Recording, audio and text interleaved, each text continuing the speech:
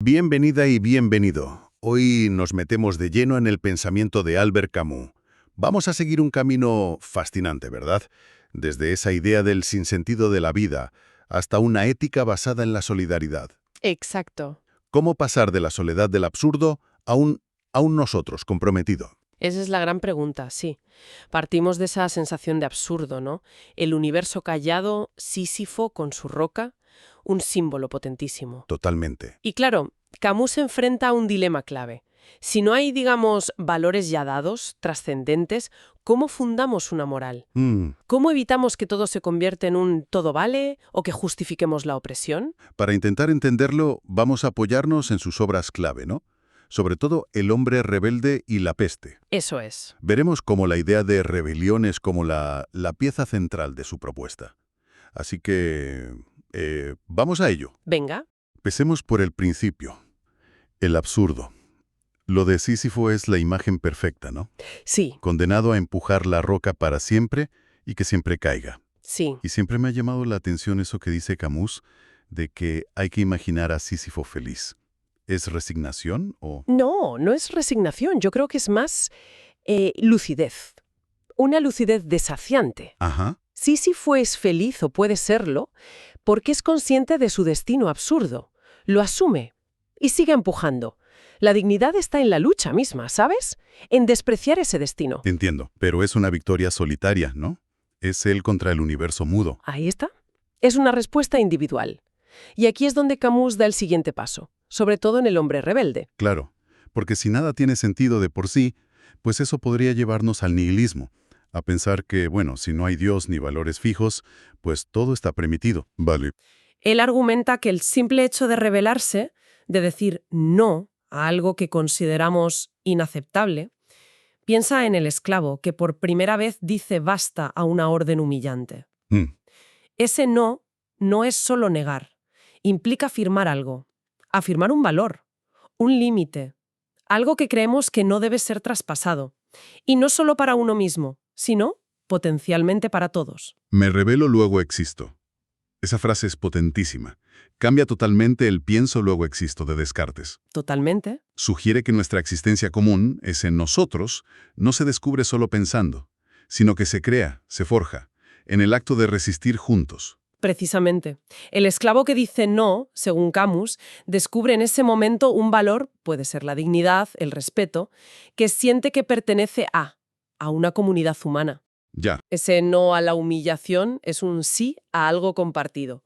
Como él mismo dice, en la experiencia absurda el sufrimiento es individual. A partir del movimiento de rebelión, tiene conciencia de ser colectivo. La rebelión crea la primera prueba de que hay una comunidad. entendido. Y él identifica como unas características de esta rebelión auténtica para diferenciarla de, no sé, del simple resentimiento, ¿verdad? Sí, sí, destaca tres cosas, básicamente.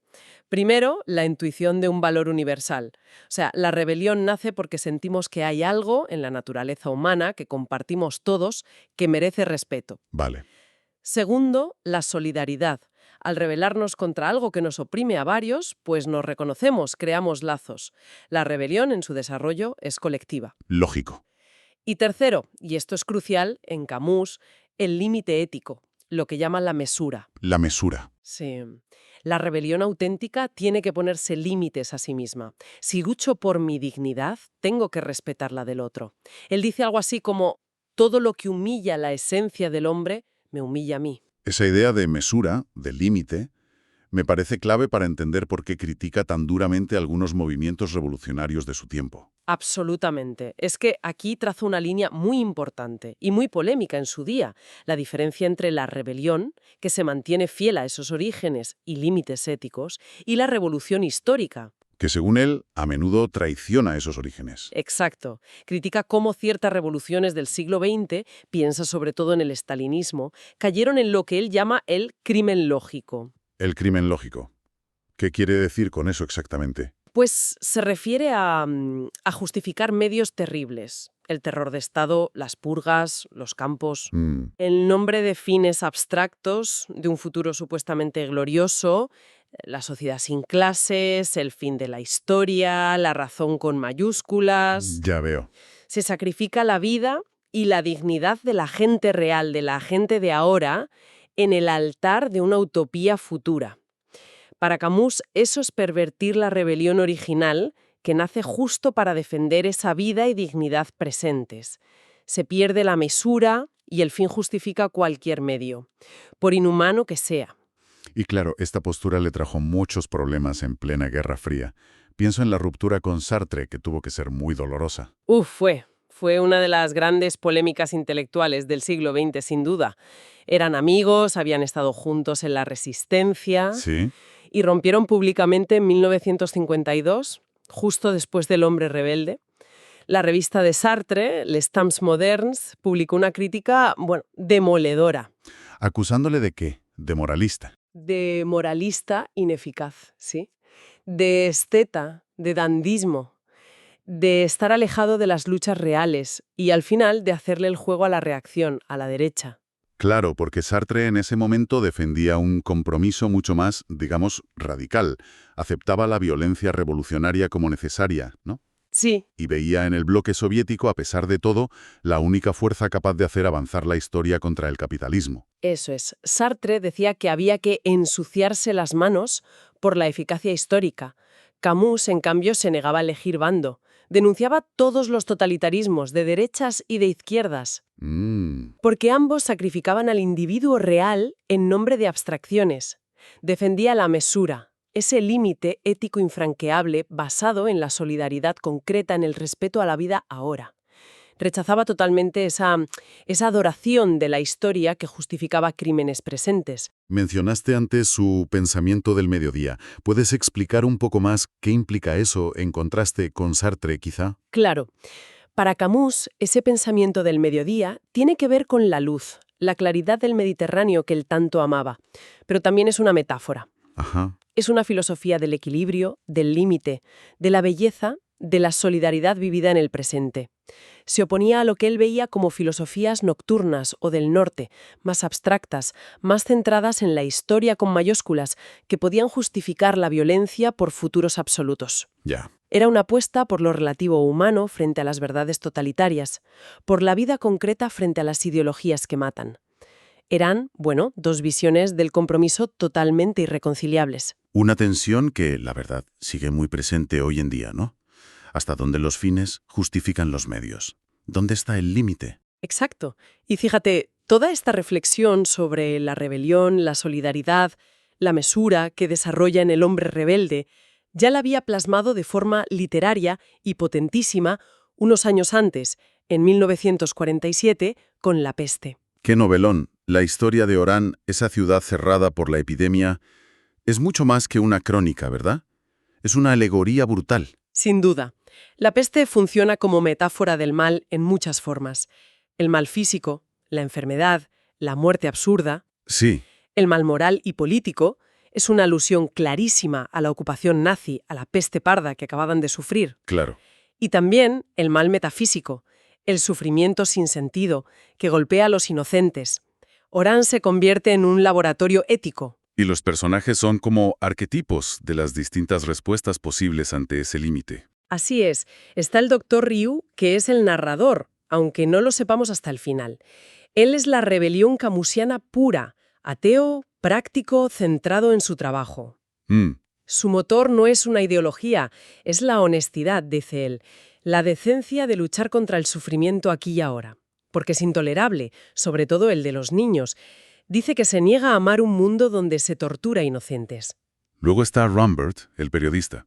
Su evolución es muy interesante. Mucho. Al principio solo quiere escapar, volver con su amada, defiende su derecho a la felicidad individual. Claro. Pero al final decide quedarse. Reconoce que puede ser vergonzoso ser feliz uno solo. Es ese paso del yo al nosotros, del que hablábamos. Exacto. Ese es el paso clave. Y junto a ellos, otros personajes dibujan el mapa. Tarró, que busca una especie de santidad sin Dios a través de la comprensión y la solidaridad activa, montando las brigadas sanitarias. El padre Panelou también, con su fe puesta a prueba. Sí. Su fe se vuelve trágica al ver morir a un niño inocente. Pasa de hablar de castigo divino a una fe oscura, a tener que creerlo todo o negarlo todo. Y no nos olvidemos de Grant, el empleado modesto. Eso, con su lucha pequeñita por escribir la frase perfecta. Simboliza esa resistencia cotidiana, ¿no? El esfuerzo humano por poner un poquito de orden en medio del caos. Lo que queda claro en la novela es que, frente a ese mal colectivo y absurdo, la única respuesta digna es la solidaridad, la lucha compartida. Ya no es Sísifo solo. Es la comunidad de Orán, sí, unidos por la desgracia, empujando juntos esa roca enorme que es la peste. La rebelión se hace concreta, colectiva, en la ayuda mutua, en el trabajo, en estar juntos frente al horror. ¿Y el final? El final es importante, sí. Rius escribe la crónica no para celebrar que han vencido para siempre, sino para testimoniar, para recordar. Y para advertir, ¿no? Esa frase final sobre el vacilo de la peste es tremenda. Es crucial. Dice que el bacilo de la peste no muere ni desaparece jamás, que puede volver en cualquier momento. La memoria como deber moral, como vigilancia. La lucha contra la inhumanidad, contra las pestes ideológicas o morales, no acaba nunca. Hay que estar alerta. Vemos entonces una trayectoria muy coherente en Camus, del absurdo individual de Sísifo a esta rebelión ética, solidaria, mesurada del hombre rebelde y la peste. Un pensamiento vivo en diálogo con su tiempo. Sin duda, y un pensamiento que sigue siendo, yo creo, extraordinariamente relevante hoy. Sí, verdad.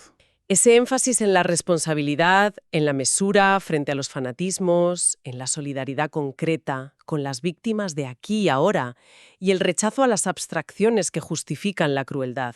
Es como una brújula ética, ¿no? En estos tiempos de polarización, de populismos, de discursos de odio. Nos recuerda esa capacidad humana para la dignidad, incluso en las peores situaciones, para encontrar sentido no en promesas lejanas, sino en la propia lucha y en la conexión con los otros. Como decía él, en medio del invierno aprendí por fin que había en mí un verano invencible. Es una imagen preciosa de resiliencia. Preciosa y potente, sí. Y para terminar, volviendo a esa advertencia final de la peste, si aceptamos que el bacilo puede ser no solo la enfermedad, sino también, pues eso, las ideologías totalitarias, la deshumanización, la indiferencia ante el sufrimiento ajeno, la pregunta que nos deja Camus es ¿qué formas toma ese vacilo en nuestro mundo actual? Y sobre todo, ¿cómo podemos mantener activa esa vigilancia ética, esa rebelión con mesura y esa solidaridad concreta que él veía como el único antídoto? Una pregunta para seguir pensando.